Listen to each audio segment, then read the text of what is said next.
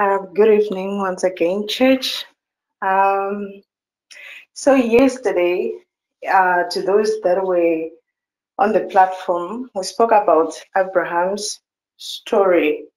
So today we'll be concluding it. So when I finished my presentation, before I start presenting my sermon to you, one of my friends called me yesterday after the presentation, and she said that.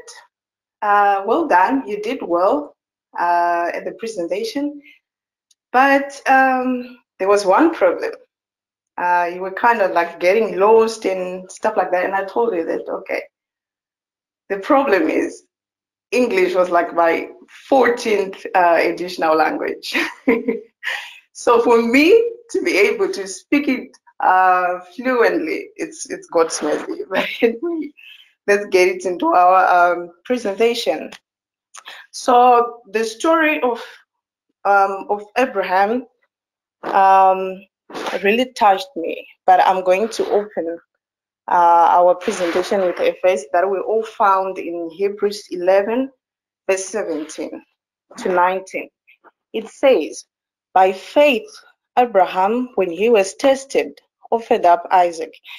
And he who had received the promises offered up his only begotten son, of whom it was said, in Isaac your seed shall be called, concluding that God was able to raise him up, even from the dead, from which he also received him in a figurative sense. Remember, God will never tell us to go and present our daughters or our sons to give him as a sacrifice. Remember, he even specified it in the Bible in one of the verses that it's a sin to come and give me your kids as an offering, as a burning offering. So the story of God testing Abraham's faith is ripe with the lessons we can apply to our lives. Remember yesterday I said, how is our response in today's lives when God calls us? What do we do? What do we say to God? The story teaches the need to follow God's command, to be good and religious. When we become hand in hand with God, we will even know what are his plans with our lives. Because remember, he said, when you obey me, when you trust in me, I will live in you. So when people see us, they must see Christ in us. So whatever that he will plan towards our lives, we will know already because we work hand in hand with him. The other lessons that we get is that sacrifice doesn't always come with answers.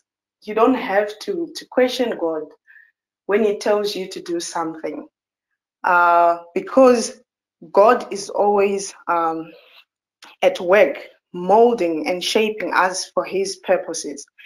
This sometimes comes by sacrifice, by testing, and by trusting. When that happens, let Abraham be as an example and be a blueprint for our obedience. I don't have much to present to you today, but as we are hoping to get into a new week, let this be our prayer, that God is always at work molding and shaping us for his purposes. And let the Lord's faith sovereign to encourage you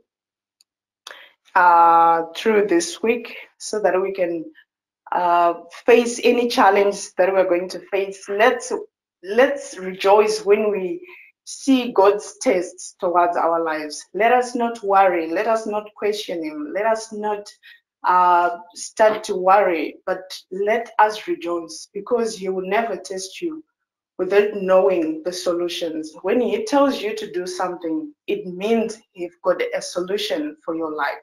So I thank you all for joining us once again into the Vespers. May God richly bless you all. Amen.